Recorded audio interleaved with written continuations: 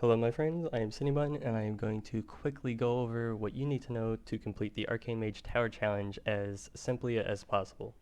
The first thing we're going to go over here is what gear you want to run, and to be honest, it does not really matter. I'm running my raid gear with a Balefire branch. I keep one in my bank because it's pretty good for time walking, but you can do this with any trinket and pretty much any gear. Moving on to talents, you're going to want to run a standard non-carrion talent page because Covenants and Legendaries are both disabled in the tower, so you're going to swap out Resonance for Arcane Echo if you don't already have that talented, and we're going to be relying on that to do a lot of our damage during AP, especially in the opener, because we're going to be cleaving it onto all three ads. And with that, we are ready to get right into the VOD. So what you're going to want to do is start here on the left side next to this guy with the double axes, and you're going to want to precast a Rune of Power and open with an orb to get full stacks on pull so that you can spam Arcane Blast and try to fish for clear casting stacks. Before you use AP, you want to try and get at least 2 clear casting stacks, and if you're not able to by the end of your Rune of Power, probably just restart the challenge because it's not worth doing at a huge disadvantage. And then you're also going to want to kick the caster so that he will walk over to you and they will all stack. And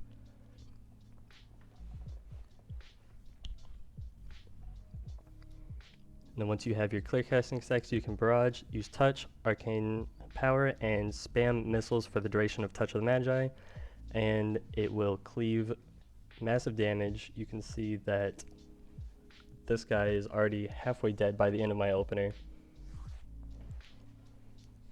And the fight ends whenever Sigrun gets to 20% and the caster gets to 7%. And after your opener, the first important mechanic that's going to happen is the double axe guy is going to enrage. So you're just going to want to kite him so you don't take unnecessary damage.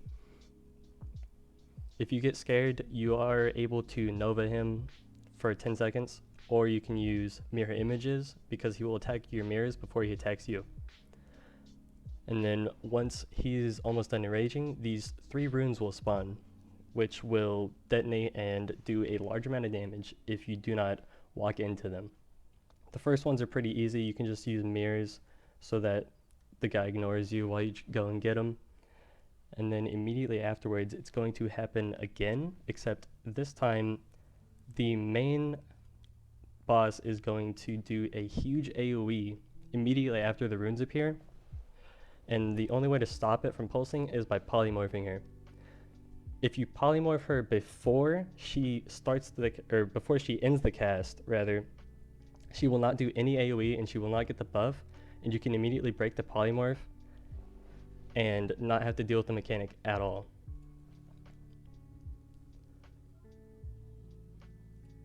So you can see she started to cast it here. But I was already pre-casting poly.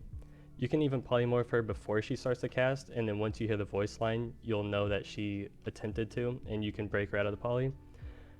And I try to keep them stacked up as much as possible so that whenever I use my cooldowns, the Arcane Echo is cleaving onto all 3 of them as much as possible.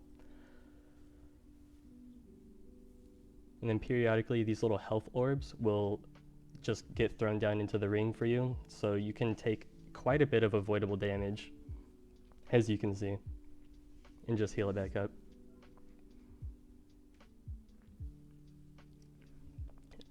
And then the whole time that you're not using cooldowns, you're just going to spam Arcane Explosion until you're at 4 stacks of charges, and then use Barrage. That way you have full mobility, you don't have to hard cast, and it does decent damage since there's 3 targets. And then the caster will eventually shield himself and start casting this ability that's supposed to be a one-shot. You can survive it without a defensive, but I choose to just ignore it and ice block it right before it goes off, because that will overlap with another important mechanic that you can also ice block, which is these Valkyr will spawn around one of the edges of the room, and there will be an opening for you to stand in to avoid the damage. But you can just ice block that and the shield damage at the same time, or you can go and stand in the middle like I did and then ice block the shield That way you don't have to waste any damage on him and you can just keep on pushing.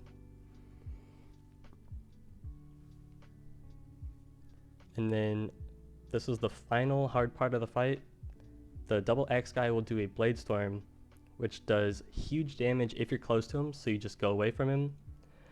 And it will also pull you towards him, so don't get sucked into it. But whenever he does that, Sigrun will do her massive AoE for the second time, so you want to polymorph her again. And by this time, your cooldowns are coming back up, which you should be able to use to finish the fight pretty easily.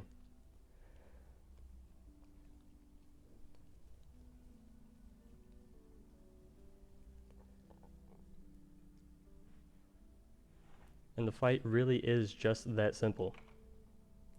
It might not be quite that easy if your DPS isn't as high as mine, but as long as you finish it within 60 seconds or so of the time that I did, you shouldn't have much of a problem. It's the same mechanics over and over, and it doesn't really get hard until you let the fight go for a really long time because you're focusing on avoiding damage too much. But if you thought this was helpful, keep an eye out because I will be trying to make some more Arcane Mage content in the future. But until then, good luck and have fun completing this challenge.